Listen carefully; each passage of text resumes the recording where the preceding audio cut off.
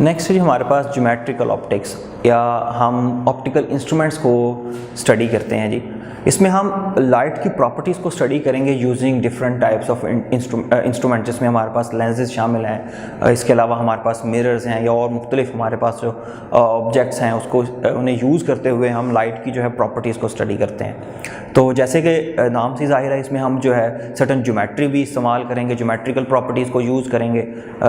और लाइट को स्टडी करेंगे। सबसे पहली जो टर्म जो है हम इसमें यूज़ करते हैं वो जी हमारे पास नियर पॉइंट और least distance of distinct vision.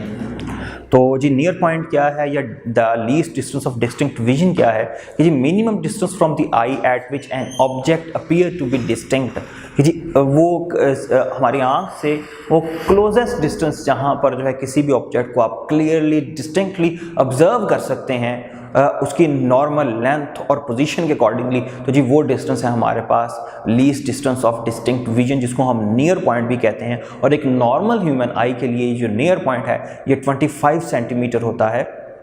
आंख से। इसके अलावा एक और टर्मिनोलॉजी भी यूज़ की जाती है जिसे हम फार पॉइंट कहते हैं, और वो जो फार पॉइंट है वो एक नॉर्मल आई के लिए लाजमी तौर पर इन्फिनिट होगा कि जी कितनी दूर तक आप जो है वो किसी ऑब्जेक्ट को देख सकते हैं। तो जी वो नॉर्मल ह्यूमन आई के लिए जो है हमारे पास इन्फिनिट है। नेक्स्ट हमारे पास किसी भी इंस्ट्रूमेंट की जो है वो मैग्नीफिकेशन से क्या मुराद है, तो इसमें जी हमारे पास दो किस्म की मैग्नीफिकेशन है। एक है हमारे पास लीनियर मैग्नीफिकेशन, दूसरी है जी हमारे पास एंगुलर मैग्नीफिकेशन। लीनियर मैग्नीफिकेशन को हम डिफाइन करते हैं height of image to the height of object से। और इसके अलावा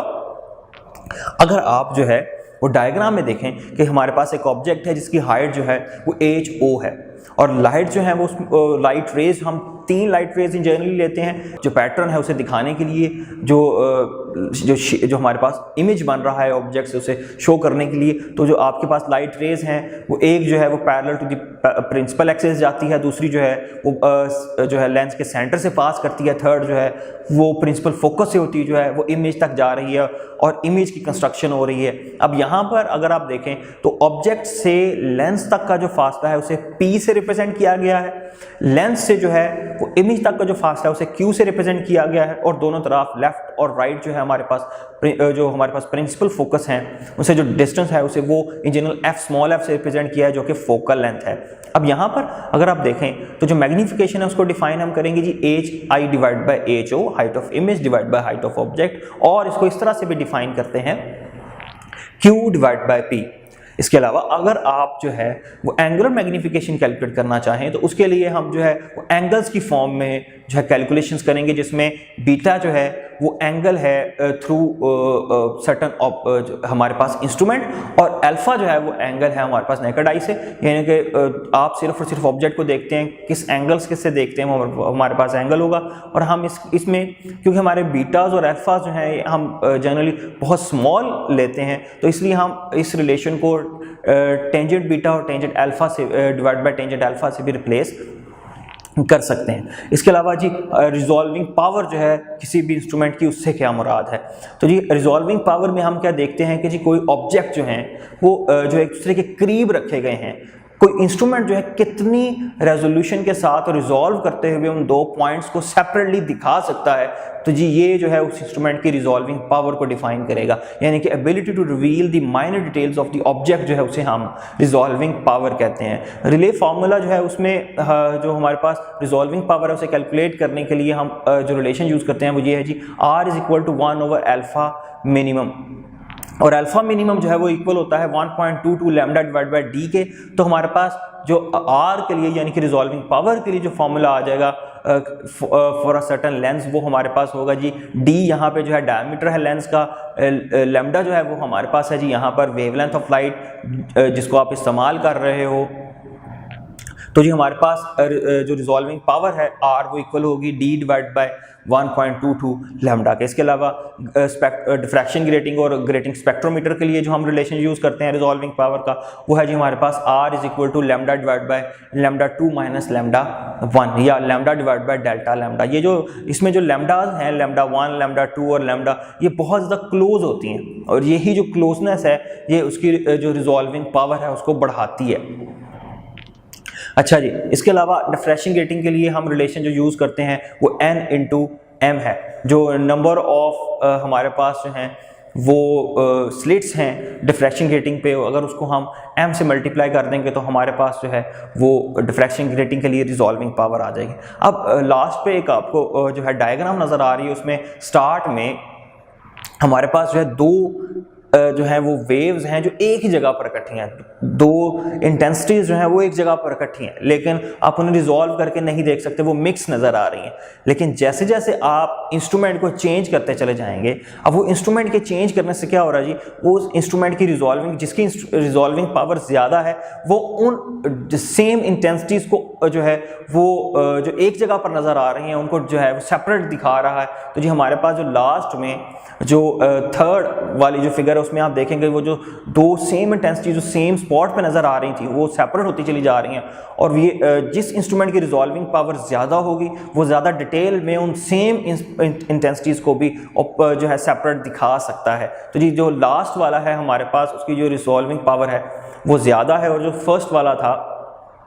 उसकी जो रिजॉल्विंग पावर है जी हमारे पास वो कम है। नेक्स्ट, इमेज किस तरह से जो है ना वो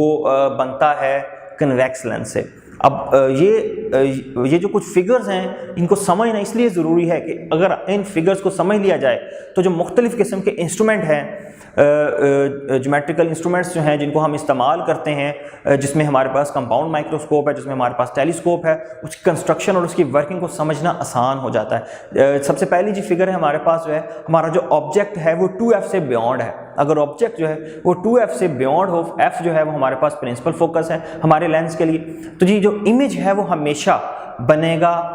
जो है वो प्रिंसिपल फोकस ऑपोजिट साइड पर, प्रिंसिपल फोकस और जो है 2f के दरमियान। अब यहाँ पर क्योंकि हमारा ऑब्जेक्ट जो है उसे इन्फिनिट कंसीडर किया गया है कि जी वो इन्फिनिट पोजीशन पे है, तो इमेज जो है वो नियरली प्रिंसिपल फोकस के ऊपर जो है ना आपको बनता हुआ नजर आ रहा है ऑपोजिट साइड पे। इसके अलावा अगर ऑब्जेक्ट, ये जो इमेज है हमारा वो साइज में स्मॉल है, इसके अलावा जो है इन्वर्टेड है, और ये इमेज जो है ये रियल है। इन्वर्टेड इमेज जो है इन जनरल जो है वो रियल होते हैं, और जो हमारे पास जो है अपराइट इमेजेस होते हैं वो इन जनरल वर्चुअल इमेजेस जो हैं वो होते हैं। इसके अलावा ये जो इमेज है इसका साइज जो है वो कम है, लेकिन अगर हमारा ऑब्जेक्ट एग्जैक्टली 2f पे हो तो जो इमेज है वो भी एग्जैक्टली 2f पे होगा, और जो इमेज का जो साइज है वो ऑब्जेक्ट के साइज के बिल्कुल सेम होगा। इमेज जो है वो इन्वर्टेड होगा और रियल होगा। और अगर हमारा ऑब्जेक्ट जो है वो 2f और f के दरमियान आ जाए, यानी कि हम स्टडी कर रहे हैं जी, हम एक लेंस से इन्फिनिट डिस्टेंस के ऊपर पहले एक ऑब्जेक्ट को रखा, फिर 2f पे ले आए, फिर 2f से आगे फर्दर चले गए, तो 2f और f के दरमियान अगर हमारा ऑब्जेक्ट हो तो जो इमेज है वो 2f से बियॉन्ड बनेगा और साइज में बड़ा होगा, इन्वर्टेड होगा और रियल होगा। और अगर इसी तरह से हमारा जो ऑब्जेक्ट है वो f तक आ जाए, यानी कि एग्जैक्टली प्रिंसिपल फोकस पे आ जाए, तो हमारा जो इमेज है वो इन्फिनिट पे होगा, इसीलिए यहाँ पर इमेज दिखाया नहीं गया। साइज में बहुत बड़ा होगा, लार्ज हो जाएगा और जो है वो रियल होगा। जबकि अगर हमारा इमेज जो है, हमारा ऑब्जेक्ट जो है, अगर वो within the principal focus चला जाए, यानी कि प्रिंसिपल फोकस से भी आप क्लोज रख देते हो, तो हमारा जो इमेज जो है वो सेम उसी साइड पर बनेगा जिस साइड पर ऑब्जेक्ट रखा हुआ है। ये जो इमेज है ये साइज में बड़ा है, और इसके अलावा ये अपराइट है, इसके अलावा ये वर्चुअल इन नेचर है। तो जो लास्ट फिगर है उसमें आप देख सकते हैं ये वर्चुअल इमेज है, ये साइज में बड़ा है और सेम साइड पर है जिस साइड पर हमारे पास ऑब्जेक्ट रखा हुआ है। नेक्स्ट है जी हमारे पास सिंपल माइक्रोस्कोप। सिंपल माइक्रोस्कोप को समझने के लिए जो है ना हम सिंपली देख लेते हैं जी, हमारे पास एक इंच वॉर्म है, आप जो है उसको किसी प्लांट के ऊपर देखते हो और नॉर्मली आप जो है उस पर नियरली किसी भी ऑब्जेक्ट को कितने डिस्टेंस तक ठीक देख सकते हो, हमारा नियर पॉइंट है। आप 25 सेंटीमीटर के फासले के ऊपर ऑब्जर्व करते हो, आपको जो है एक प्लांट के ऊपर एक इंच वॉर्म जो है वो नज़र आ रहा है, और ये नॉर्मली आप जो एंगल आपका बन रहा है वो नियर पॉइंट के फासले के लिहाज से 25 सेंटीमीटर अवे से, तो वो जो हमारा एंगल है उसे हम अल्फा से रिप्रेजेंट करते हैं। अब अगर आप इसी इंच वॉर्म को थ्रू एन ऑप्टिकल इंस्ट्रूमेंट यानी कि एक कन्वेक्स लेंस के थ्रू देखते हैं, तो हमारे पास वो जो ऑब्जेक्ट है, और इस तरह से आप पोजीशन करते हैं इंच वॉर्म को कि वो nearly within the principal focus और very near to the principal focus जो है आप उसे रखते हैं लेंस के अकॉर्डिंगली, आप उसे इस तरह से सेट करते हैं और उसके बाद आप उसे जब देखते हैं तो वो आपको साइज में बड़ा नज़र आएगा, यानी कि वो मैग्नीफाई हो गया है। और ये जो हमारे पास यहाँ पे जो हम लेंस यूज़ कर रहे हैं ये सिंपल माइक्रोस्कोप की तरह एक्ट करेगा। इसमें जो मैग्नीफिकेशन है उसे हम किस तरह से यूज़ करते हैं जी, हमारे पास बीटा डिवाइड बाय अल्फा जो है उसे इस्तेमाल करते हुए मैग्नीफिकेशन कैलकुलेट करेंगे। इसके अलावा हम रिलेशन यूज़ करेंगे जो हमारे पास जो है वो किसी भी लेंस के लिए होता है 1/f is equal to 1/p plus 1/q। और यहाँ पे जो q है वो हमेशा हमारा जो है वो नियर पॉइंट पे होगा, क्योंकि हम किसी भी ऑब्जेक्ट को डिस्टिंक्टली और एक्यूरेटली जो है वो नियर पॉइंट के फासले यानी कि d is equal to 25 centimetre पे ही विजुलाइज कर सकते हैं। तो हम देखते हैं जी हमारी जो मैग्नीफिकेशन है सिंपल माइक्रोस्कोप की वो है जी m is equal to 1 plus d/f। इसके अलावा नेक्स्ट है जी हमारे पास कंपाउंड माइक्रोस्कोप। कंपाउंड माइक्रोस्कोप जो है सबसे पहले हम उसकी फंक्शनिंग से पहले हम उसको नॉर्मली एडजस्ट करते हैं, और नॉर्मली एडजस्टमेंट से उसका ये मुराद है कि हम आईपीस को कुछ इस तरह से सेट करते हैं कि जो फाइनल इमेज जो है वो नियर पॉइंट के ऊपर बन रहा हो, जिसको आप एक्यूरेटली जो है वो विजुलाइज कर सकें। इसके अलावा हम कंपाउंड माइक्रोस्कोप में जो ऑब्जेक्टिव लेंस यूज़ करते हैं हम उसको उसका जो अपर्चर है वो ज़रा वाइड लेते हैं, और जो हम लाइट यूज़ करते हैं वो ब्लू लाइट को हम प्रेफर करते हैं क्योंकि डिफ्रैक्शन कम से कम हो। इसके अलावा जो है रेजोल्यूशन जो है वो हम अपने कंपाउंड माइक्रोस्कोप की बढ़ा सकें। आपको कंपाउंड माइक्रोस्कोप नज़र आ रही है, इसमें हमारे पास दो लेंसेज हैं, एक आईपीस है और एक हमारे पास ऑब्जेक्टिव है। सबसे पहले जो हमारा ऑब्जेक्ट है जिसको जो कि स्मॉल ऑब्जेक्ट है जिसको आप जो है देखना चाहते हैं उसको हम ऑब्जेक्टिव्स के प्रिंसिपल फोकस से थोड़ा अवे रखते हैं। उसका जो इमेज है वो हमें बनता है, फर्स्ट इमेज ऑब्जेक्ट का बनता हुआ नजर आता है जिसको I1 से रिप्रेजेंट किया गया है, वो इन्वर्टेड भी होता है और साइज में जो है थोड़ा सा लार्ज हो जाता है। लेकिन अगर आप इसको फर्दर सेकंड आईपीस से इन्हेंस करें, अब I1 जो है वो हमारे आईपीस के लिए वो एक ऑब्जेक्ट है और उसका इमेज जो है फाइनल इमेज जो है वो I2 बनता है जो साइज में बड़ा है। अब ये साइज में बड़ा है, वर्चुअल है और ये अपने ऑब्जेक्ट जो कि I1 था उसके लिहाज से इरेक्ट है। इसके अलावा अगर आप ओरिजिनल ऑब्जेक्ट के अकॉर्डिंगली देखें तो ये इन्वर्टेड है और साइज में बहुत ज़्यादा बड़ा है। अब ये जो हमारी कंपाउंड माइक्रोस्कोप है इसकी जो मैग्नीफिकेशन है उसको हम कैलकुलेट करते हैं जी Q/P। अब इन जनरल यहाँ पे दो लेंसेज हैं तो मैग्नीफिकेशन जो है वो दोनों लेंसेज के कम्बिनेशन से आएगी और दोनों लेंसेज के प्रोडक्ट से आती है, मैग्नीफिकेशन की प्रोडक्ट से आती है। जैसे कि हमारे पास जो ऑब्जेक्टिव लेंस है उसकी मैग्नीफिकेशन यहाँ पर है जी Q/P। Q जो है वो हमारे पास इमेज का डिस्टेंस है ऑब्जेक्टिव लेंस से I1 तक, और जो है ऑब्जेक्ट का जो डिस्टेंस है ऑब्जेक्टिव लेंस से वो है जी हमारे पास P। जबकि जो सेकंड लेंस है जो कि आईपीस है वो हमारा यहाँ पे सिंपल माइक्रोस्कोप की तरह एक्ट कर रहा है, इसलिए उसकी मैग्नीफिकेशन जो है वो सिंपल माइक्रोस्कोप वाली है 1 + d/Fe। तो इस तरह से हम मैग्नीफिकेशन जो है वो कंपाउंड माइक्रोस्कोप की कैलकुलेट कर सकते हैं। और ऑब्जेक्ट की जो पोजीशंस हैं वो भी आप ज़रा गौर से देख लें। ऑब्जेक्ट जो है वो ऑब्जेक्टिव लेंस फर्स्ट उसकी जो पोजीशन है वो ऑब्जेक्टिव लेंस के प्रिंसिपल फोकस से थोड़ा सा अवे है, तो इमेज जो बन रहा है वो आईपीस की प्रिंसिपल जो है O का जो इमेज है वो बन रहा है I1 जो कि आईपीस की प्रिंसिपल फोकस में है। उस फर्दर इन्हेंस किया जाता है उस इमेज को और हमारे पास फाइनल इमेज जो है वो बनता है आईपीस से, वो है I2 पे और जो कि बहुत ज़्यादा साइज में बड़ा है। नेक्स्ट है हमारे पास एस्ट्रोनॉमिकल टेलीस्कोप। टेलीस्कोप जो है वो डिस्टेंट जो हमारे पास डिस्टेंट ऑब्जेक्ट हैं, बहुत दूर ऑब्जेक्ट्स हैं, उनको देखने के लिए हम इस्तेमाल करते हैं। सबसे पहले इसकी भी वर्किंग जो है ना स्टार्ट करने से पहले हम इसको एडजस्ट करेंगे किसी पॉइंट पर इस तरह से कि हम दोनों जो हमारे पास लेंसेज हैं ऑब्जेक्टिव लेंस और आईपीस जो हैं उनके प्रिंसिपल फोकस को इस तरह से एडजस्ट करें कि वे एक दूसरे के बिल्कुल करीब आ जाएं, और यहाँ से हम अपने जो टेलीस्कोप है उसकी लेंथ को भी एडजस्ट करते हैं जो कि हमारे पास इक्वल होती है FO + FE। यहाँ पर FO जो है वो फोकल लेंथ है ऑब्जेक्टिव की और FE जो है वो हमारे पास फोकल लेंथ है आईपीस की। नेक्स्ट जो है हमारे पास जो मैग्नीफिकेशन का रिलेशनशिप आता है टेलीस्कोप के लिए वो है जो हमारे पास FO/FE। और एक टेलीस्कोप जो है उसी सूरत में बेहतर परफॉर्म करेगी, अच्छी कैलकुलेशंस करेगी और हमें हमारे रिजल्ट जो हैं वो अच्छे होंगे अगर उसका जो ऑब्जेक्टिव लेंस है उसकी जो फोकल लेंथ है वो ज़्यादा हो और उसका अपर्चर जो है वो ज़्यादा हो। इन जनरल जितनी ज़्यादा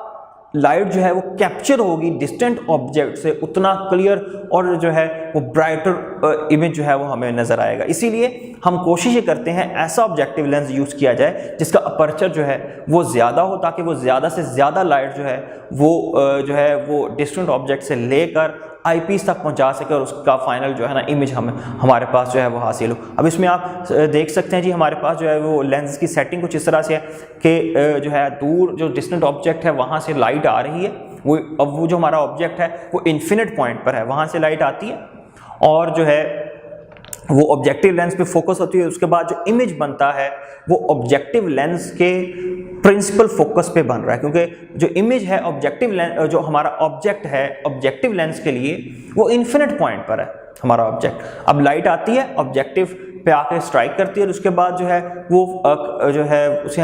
जो ऑब्जेक्टिव लेंस है वो उसे फोकस कर देता है अपने प्रिंसिपल फोकस के ऊपर, FO के ऊपर हमारा जो है ना इमेज बन गया उस डिस्टेंट ऑब्जेक्ट का, जो कि H1 है। अब H1 जो है वो इमेज है ऑब्जेक्टिव के लिए, लेकिन ये ऑब्जेक्ट है आईपीस के लिए। आईपीस जो है, अब अगर आप इस H1 को देखें तो ये आईपीस की जो प्रिंसिपल फोकस है ये उसके विदन है, तो इसका जो इमेज बनेगा वो सेम उसी साइड पर बनेगा जिस तरफ हमारा ऑब्जेक्ट है। अब आईपीस के लिए ऑब्जेक्ट जो है वो H1 है, तो H1 का इमेज बनेगा हमारे पास जो है वो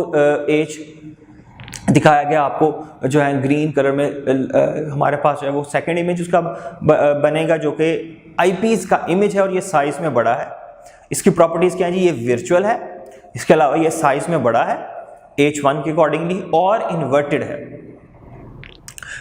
ये ऑब्जेक्ट के लिहाज से जो हमारे पास ऑब्जेक्ट था, जो डिस्टेंट ऑब्जेक्ट था उसके अकॉर्डिंगली ये इन्वर्टेड है, लेकिन H1 के अकॉर्डिंगली ये जो है ये हमारे पास जो है ये इरेक्ट है।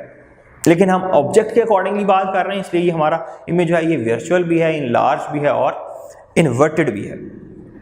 नेक्स्ट है जी हमारे पास स्पेक्ट्रोमीटर। स्पेक्ट्रोमीटर एक जो है हमारे पास एक डिवाइस है, जिसको एक इंस्ट्रूमेंट है जिसको इस्तेमाल करते हुए हम लाइट के स्पेक्ट्रा को स्टडी करते हैं। मुख्तलिफ जो हमारे पास मटीरियल्स हैं हम उनके रिफ्रैक्टिव इंडेक्सेस को मैयर कर सकते हैं, स्पेसिफिकली प्रिज्म के रिफ्रैक्टिव इंडेक्स को मैयर किया जा सकता है। इसके अलावा जो है इसको यूज़ करते हुए हम किसी भी लाइट की वेवलेंथ जो है उसे भी कैलकुलेट कर सकते हैं। इसके तीन मेजर जो है ना वो रीजन्स हैं। एक जो है उसमें से जो हमारे पास जो है वो कॉलीमेटर है। कॉलीमेटर जो है वो इन जनरल क्या होता है जी, उसमें कम्बिनेशन ऑफ लेंसेज होते हैं जिनको इस्तेमाल करते हुए हम लाइट की बीम को पैरेलल करते हैं, इसीलिए इसको कॉलीमेटर कहा जाता है। इससे पास होने वाली जो लाइट है वो एक पैरेलल बीम की फॉर्म में जो है वो हमें हासिल होती है, जिसको हम जो है वो फर्दर जो है हमारा जो टर्न टेबल है उस पर रखे हुए ऑब्जेक्ट से जो है उस लाइट को फिर स्टडी करते हैं। आप ये जो टर्न टेबल है उसके ऊपर इस वक्त आपको ग्रेटिंग नज़र आ रही है, लेकिन ग्रेटिंग की जगह पर हम प्रिज्म भी यूज़ कर सकते हैं या कोई भी ऐसी चीज़ जिसको आप जिसके थ्रू आप स्टडी करना चाहते हैं वो हम यूज़ कर सकते हैं। अब यहाँ पर ग्रेटिंग है तो हम जो है लाइट की डिफ्रैक्शन को स्टडी कर रहे हैं बाय ग्रेटिंग, तो लाइट जो है वो ग्रेटिंग से डिफ्रैक्ट होती है और हम टेलीस्कोप के ऊपर जो है वो उस डिफ्रैक्शन को जो है उसके पैटर्न को जो है वो ऑब्जर्व कर सकते हैं। अब ये जो टेलीस्कोप है ये रोटेट कर सकती है सर्टेन एंगल्स पर जो है। अब इस टर्न टेबल के अराउंड आपको जो है वो एंगल प्लेट नज़र आ रही है जिसके ऊपर जो है ना हाफ डिग्रीज में मेजरमेंट होती हैं और आप जिस एंगल पे भी टेलीस्कोप को रोटेट करेंगे उसके अकॉर्डिंगली आप वो एंगल जो है वो एक्यूरेटली मेजर कर सकते हैं। इसके अलावा आपको एक लेवलिंग स्क्रू नज़र आ रहा है जिसको इस्तेमाल करते हुए हम टर्न टेबल पर रखे हुए ऑब्जेक्ट को लेवल कर सकते हैं स्क्रू को यूज़ करते हुए। स्पीड ऑफ लाइट, माइकलसन ने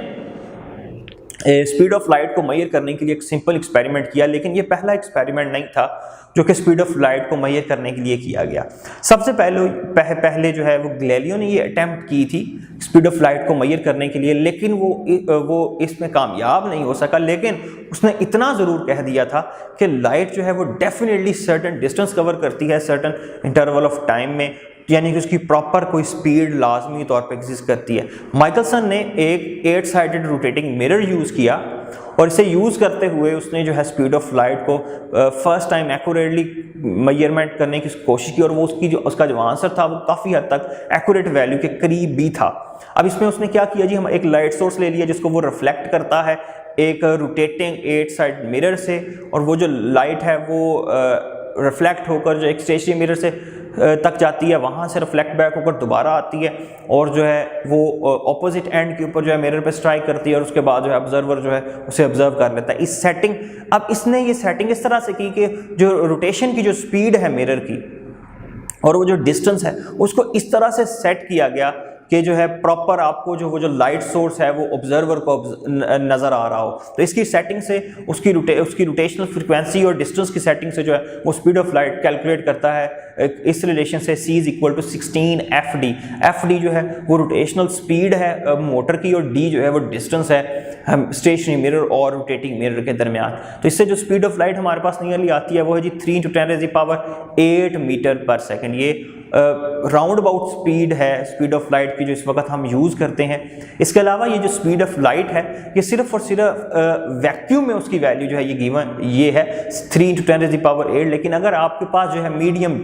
डिफर करेगा, अगर आप मीडियम कोई डिफरेंट यूज़ करेंगे तो लाइट जो है वो डिफरेंट मीडियाज में डिफरेंट स्पीड्स के साथ जो है वो मूव करती हैं, यानी कि जो स्पीड है लाइट की वो मीडियम टू मीडियम वेरी करती है, वो सेम नहीं है। नेक्स्ट हमारे पास है जी फाइबर ऑप्टिक्स के बारे में कुछ जनरल इंफॉर्मेशन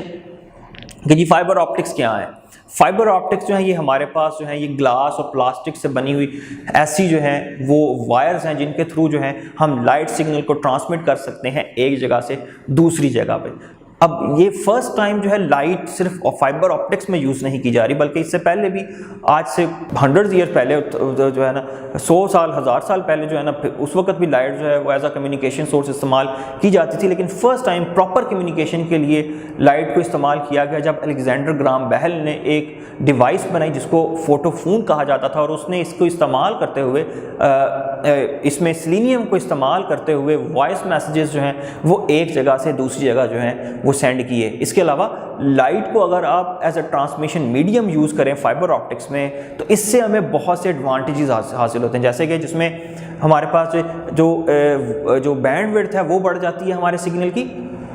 इसके अलावा जो है वो इलेक्ट्रोमैग्नेटिक वेव्स के साथ जो इंटरफेरेंस है वो नहीं होती। अब बैंडविड्थ से क्या मुराद है जी, हम ज़्यादा से ज़्यादा डाटा को, ज़्यादा से ज़्यादा इंफॉर्मेशन को एक जगह से दूसरी जगह भेज सकते हैं। इसके अलावा लाइट जो है वो इलेक्ट्रोमैग्नेटिक वेव्स से इंटरफेयर ज़्यादा नहीं होती है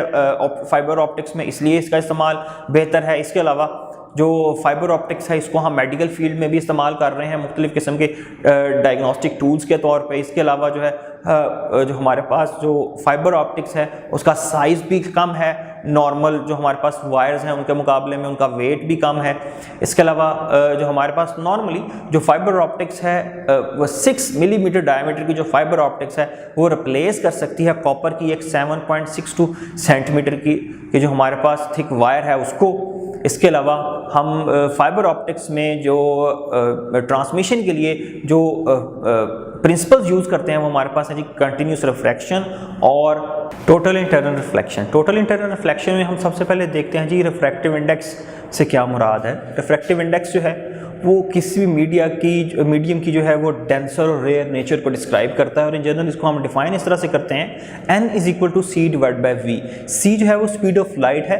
वैक्यूम में, और v जो है वो स्पीड ऑफ लाइट है उस मीडियम में जिसका आप रिफ्रैक्टिव इंडेक्स जो है वो कैलकुलेट करना चाहते हैं या वो गिवन है आपको। तो जी n = c/v जो है वो ये हमारे पास रिफ्रैक्टिव इंडेक्स के लिए रिलेशन है। इसके अलावा रिफ्रैक्शन में जनरली हम जो है वो स्नेल्स लॉ को स्टडी करते हैं, और स्नेल्स लॉ कुछ इस तरह से है कि अगर आप एक रे जो है वो एक मीडियम से लाइट रे जो है वो सेकंड मीडियम में एंटर हो रही हो तो वो नॉर्मली अपने ओरिजिनल पाथ से जो है वो डेविएट कर जाती है। जैसे कि आपको रे 2 यहाँ पे नज़र आ रही है। रे 2 जो है वो डेंसर मीडियम से जिसका रिफ्रैक्टिव इंडेक्स n1 है एंटर होती है एक रेयर मीडियम में जिसका रिफ्रैक्टिव इंडेक्स जो है वो n2 है। तो जब ये रे जो है ये और एंगल बना रही है जी हमारे पास ये डेंसर मीडियम n1 में θ1 नॉर्मल के साथ, और जब ये रिफ्रैक्ट होती है बाहर जाती है दूसरे मीडियम में तो वहाँ पर जो इसका जो रिफ्रैक्टिव इंडेक्स जो एंगल है वो है जी हमारे पास θ2। तो जो एंगल ऑफ इंसिडेंस है n1 में वो θ1 है, और एंगल ऑफ रिफ्रैक्शन जो है वो हमारे पास θ2 है। तो जो स्नेल्स लॉ है उसको हम कुछ इस तरह से डिफाइन करते हैं n1 × sin θ1 = n2 × sin θ2। तो जो रिस्पेक्टिव हमारे पास रिफ्रैक्टिव इंडेक्सेस हैं उनको हम रिस्पेक्टिव एंगल्स के साइन के साथ जो रिस्पेक्टिव एंगल्स हैं उनके साथ मल्टीप्लाई करने के बाद हम जो है वो जो फैक्टर्स हैं वो ये हमेशा कांस्टेंट रहेगा, यानी कि n1 sin θ1 = n2 sin θ1 and so on, इस तरह से चलता चला जाएगा। नेक्स्ट जिसमें हमें जो टोटल इंटरनल रिफ्लेक्शन को स्टडी करने के लिए पता होना चाहिए वो है जी हमारे पास क्रिटिकल एंगल। क्रिटिकल एंगल जो है ये ऐसा एंगल ऑफ इंसिडेंस है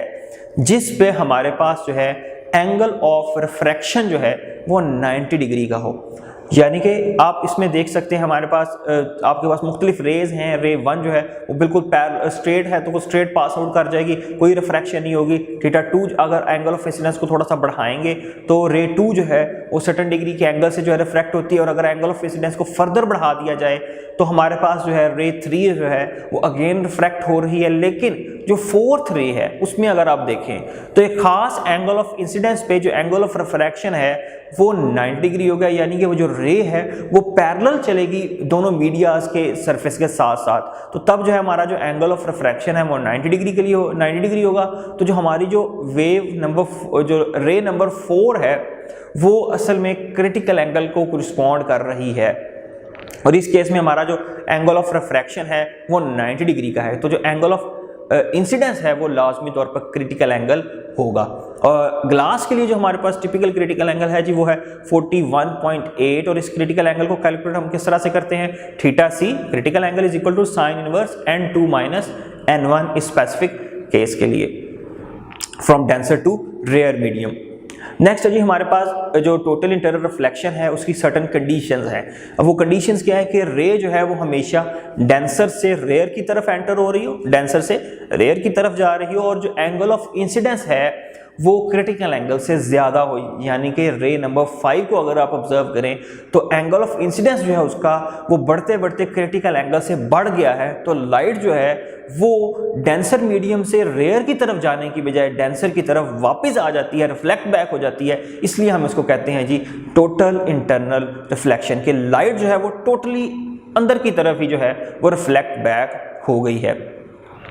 नेक्स्ट हमारे पास टाइप्स हैं ऑप्टिकल फाइबर की। ऑप्टिकल फाइबर की जनरली हमारे पास जो है वो 3 किस्म के हम ऑप्टिकल फाइबर्स को यूज़ करते हैं, लेकिन मेनली ऑप्टिकल फाइबर की जो कंस्ट्रक्शन है, जो स्ट्रक्चर है वो कुछ इस तरह से है कि उसकी जो बाहर जो है हमारे पास प्लास्टिक की कोटिंग होती है जिसे हम जैकेट भी कहते हैं। फर्दर उसके अंदर जो है हमारे पास जो है वो जो है लो रिफ्रैक्टिव इंडेक्स एक मटेरियल होता है जो कि जनरली ग्लास या प्लास्टिक होता है, उसे हम क्लैडिंग कहते हैं। क्लैडिंग के अंदर जो है हमारे पास कोर है जिसका रिफ्रैक्टिव इंडेक्स जो है वो यूजली जो है वो सबसे ज़्यादा होता है, और उसमें और उसी के अंदर जो है लाइट जो है वो ट्रांसमिट होती है और एक जगह से दूसरी जगह जो है ना वो मूव करती है। अब इसमें हमारे पास 3 टाइप्स हैं जी ऑप्टिकल फाइबर्स की। सबसे पहले है जी step index multi mode fibre. Step index multi mode fibre जो है उसका सेंट्रल कोर जो है उसका साइज जो है वो बड़ा होता है। नियरली उसका जो डायमीटर है वो 50 माइक्रोमीटर के राउंड अबाउट है, और इसका जो कोर का जो रिफ्रैक्टिव इंडेक्स है वो 5.2 के करीब होता है, और जो क्लैडिंग है उसका रिफ्रैक्टिव इंडेक्स जो है वो 1.48 होता है। अब ये जो हमारे पास step index multi mode fibre है ये जनरली वाइट लाइट को कैरी करती है। इसमें हम जो इन्फॉर्मेशन है वो वाइट लाइट में सेंड करते हैं, क्योंकि वाइट लाइट के अंदर नंबर ऑफ वेवलेंथ्स होती हैं। इस वजह से क्या हो सकता है जी, डिस्पर्शन की वजह से, डिस्पर्शन जो है ये एक ऐसा फिनोमेना है जिसमें लाइट जो है वो अपने पर्टिकुलर जो उसके कलर्स हैं उसमें डिवाइड हो सकती है। यानी कि डिस्पर्शन में लाइट जो है वो अपने 7 कलर में डिस्पर्स हो जाती है, बिखर जाती है। तो ये जो हमारे पास step index multi mode fibre है इसमें लाइट जो है वो उसके डिस्पर्शन की वजह से इसको हम सिर्फ और सिर्फ शॉर्ट डिस्टेंसेस के लिए ही यूज़ करते हैं, या लॉन्ग डिस्टेंसेस के लिए यूज़ नहीं होती। जबकि जो हमारे पास जो सेकंड टाइप है जी हमारे पास है जी graded index multi mode fibre. उसमें हमारे पास जो है कोर जो है वो नियरली सेम साइज़ का होता है, जैसा कि आप देख सकते हैं जो है हमारे पास जो है वो ऊपर मल्टी मोड इंडेक्स में है। लेकिन ये जो कोर है इसकी जो डायमीटर है ये वेरी करता है 50 to 1000 माइक्रोमीटर तक। और ये जो कोर है इसकी एक और प्रॉपर्टी है कि इसके अंदर जो रिफ्रैक्टिव इंडेक्स है ये फिक्स नहीं होता, ये सेंटर टू आउटवर्ड जाते हुए रिफ्रैक्टिव इंडेक्स जो है वो आहिस्ता आहिस्ता जो है वो कम होता चला जाता है। यानी कि सेंटर में सबसे ज़्यादा है और ऊपर की तरफ जाते हुए रिफ्रैक्टिव इंडेक्स जो है वो कम होता हुआ चला जाएगा। और इसमें जो हम जो यूज़ करते हैं मेथड जिससे जो है लाइट जो है वो प्रोपोगेट करेगी एक रीजन से दूसरे रीजन में, वो है जी हमारे पास कंटिन्यूस रिफ्रैक्शन। इसमें कंटिन्यूस कंटिन्यूसली लाइट जो है वो रिफ्रैक्ट होती रहती है यहाँ तक कि वो क्लैडिंग से टोटल इंटरनल रिफ्लेक्शन की वजह से बाउंस बैक होती है और दोबारा से जो है वो लाइट जो है वो कोर में फ्लो करते हुए जो है वो इंफॉर्मेशन को एक जगह से दूसरी जगह ट्रांसमिट करती है। इसके अलावा लास्ट पे है हमारे पास ये single mode fibre. Single mode fibre के अंदर जो है हम सिर्फ जो है एक पर्टिकुलर मोनोक्रोमैटिक लाइट को यूज़ करेंगे और लेज़र लाइट को यूज़ करेंगे जिससे जो है इंफॉर्मेशन को जो है वो हम एक जगह से दूसरी जगह जो है वो भेज सकते हैं। और इसका जो कोर का जो डायमीटर है वो बहुत ज़्यादा स्मॉल होता है, नियरली 5 माइक्रोमीटर के। नेक्स्ट, सिग्नल किस तरह से जो है ना हम ट्रांसमिट करते हैं एक जगह से दूसरी जगह पे ऑप्टिकल फाइबर्स को इस्तेमाल करते हुए। तो जो मेन इसमें जो हमारे जो है इंग्रेडिएंट्स हैं जिनको इस्तेमाल करते हुए ट्रांसमिशन की जाती है वो है जी हमारे पास एक अदद हमें ट्रांसमीटर चाहिए जो कि हमारे सिग्नल को सबसे पहले इलेक्ट्रिकल सिग्नल को लाइट सिग्नल में कन्वर्ट करे। उसके लिए हम सेमीकंडक्टर लेज़र लाइट और एलईडी लाइट यूज़ करते हैं। और जो एलईडी लाइट हम यूज़ करते हैं उसकी भी टिपिकल एक खास वेवलेंथ यूज़ की जाती है जो कि है जी 1.3 माइक्रोमीटर और ये इंफ्रारेड रीजन में है। इंफ्रारेड लाइट जो है ये ऑप्टिकल फाइबर में ज़्यादा स्पीड से फ्लो करती है विजिबल और अल्ट्रावायलेट लाइट की बजाय, इसलिए इंफ्रारेड को प्रेफर किया जाता है ऑप्टिकल फाइबर्स के अंदर। इसके अलावा हमें जो दूसरी चीज़ चाहिए अपनी कम्युनिकेशन के लिए वो है जी कोई ऐसा हमें कोई मीडियम चाहिए जो कि उस इंफॉर्मेशन को ट्रांसमीटर से रिसीवर तक लेके जाए, तो जी वो है हमारा ऑप्टिकल फाइबर। और ऑप्टिकल फाइबर के अंदर हम जो है वो एलईडी से डिजिटल मॉड्यूलेशन करते हैं। ये जो डिजिटल मॉड्यूलेशन है इसमें हम सिग्नल्स को जो है डिजिटली जो है वो ब्लिंकर्स की फॉर्म में सेंड करते हैं। और ये जो ब्लिंकर्स हैं ये 1 और 0 को कोरिस्पॉन्ड, यानी कि जहां लाइट है वहां 1 और जहां लाइट नहीं है वहां जो है 0 हमारे पास जो है वो आता है। तो इस तरह से डिजिटल्स की ये ब्लिंकर्स और डिजिटल मॉड्यूलेशन की फॉर्म में जो लाइट जो है वो लेज़र ऑप्टिकल फाइबर में से फ्लो करती है और जो है ना हमारे रिसीवर की तरफ जाती है। इसके अलावा सर्टन डिस्टेंस पर जाकर ये सिग्नल है ये वीक हो सकता है, तो उसके लिए हम रिपीटर्स यूज़ करते हैं जो कि सिग्नल को दोबारा से रीजनरेट करते हैं। आम तौर पर जो है जो आम हमारे जो है रिपीटर्स जो हैं आम जो सिग्नल्स की ट्रांसमिशन है उसके लिए 30 किलोमीटर्स के ऊपर रिपीटर्स को लगाया जाता है, लेकिन अब जो हम मॉडर्न जो नए सिस्टम्स यूज़ कर रहे हैं उसमें रिपीटर्स जो हैं वो 100 किलोमीटर्स तक भी जो हैं वो यूज़ किए जाते हैं। इसके अलावा लास्ट पे जी हमारे पास रिसीवर, और रिसीवर जो है वो क्या करता है वो जो लाइट सिग्नल है अगेन दोबारा उसको इलेक्ट्रिकल सिग्नल में कन्वर्ट कर देता है और उसके बाद फर्दर आप उसको फर्दर जो है इस्तेमाल कर सकते हैं, उसको मैग्नीफाई कर सकते हैं। तो जी उसमें हम यूज़ करते हैं जी फोटो डायोड को। अब मेनली ऑप्टिकल फाइबर के अंदर जो ग्लास या जो प्लास्टिक मटेरियल यूज़ किया जाता है वो उसे बहुत प्योर फॉर्म में लिया जाता है, इसलिए इम्प्योरिटी की वजह से जो पावर के लॉसेस हैं वो तो बहुत ही ज़्यादा कम हैं, लेकिन डिस्पर्शन की वजह से जो लॉसेस हैं वो स्टिल एग्जिस्ट करते हैं। जैसे कि जो स्टेप इंडेक्स फाइबर है उसके अंदर जो डिस्पर्शन की वजह से जो सिग्नल है वो डिस्टॉर्ट हो जाता है और जो वेवलेंथ हैं वो जो है वो कोई सर्टन जो लाइट है वो उसकी जो वेवलेंथ है वो फर्दर आगे मूव कर रही है और कुछ पीछे रह गई है। और जो टाइम डिफरेंस कैलकुलेट किया गया है वो स्टेप इंडेक्स फाइबर के लिए जी हमारे पास 33 नैनोसेकंड पर किलोमीटर, यानी कि हर किलोमीटर के बाद 33 नैनोसेकंड का डिफरेंस आ जाता है सिग्नल में। जबकि जो ग्रेडेड इंडेक्स फाइबर है जिसमें हम कंटिन्यूस रिफ्रैक्शन यूज करते हैं, कंटिन्यूस रिफ्रैक्शन को यूज करते हुए हम इस पावर लॉस को ओवरकम कर सकते हैं और अप टू 1 नैनोसेकंड पर किलोमीटर जो है ना हमारा लॉस जो है वो रह जाता है। जैसे कि आप देख सकते हैं, आपको नजर आ रहा है एक वेवलेंथ जो है एक लाइट जो है वो ऑप्टिकल फाइबर में एंटर हुई है जिसकी वेवलेंथ λ1, λ2 और λ3 थी, लेकिन जैसे ही वो ऑप्टिकल फाइबर में एंटर होती है डिस्पर्शन की वजह से जो है लाइट जो है वो डिस्टॉर्ट हो जाती है, वेवलेंथ जो है अब वो सेम टाइम पर जो है फ्लो नहीं कर रही, λ1 सबसे पीछे रह गई है, λ2 आगे चली गई है। तो जो टाइम लैप आएगा इस सिग्नल को जो है जब हम रिसीव करेंगे तो कंप्लीट सिग्नल जो है वो रिसीव हमारे पास नहीं होगा। तो ये जो इफेक्ट है ये जनरली डिस्पर्शन की वजह से है।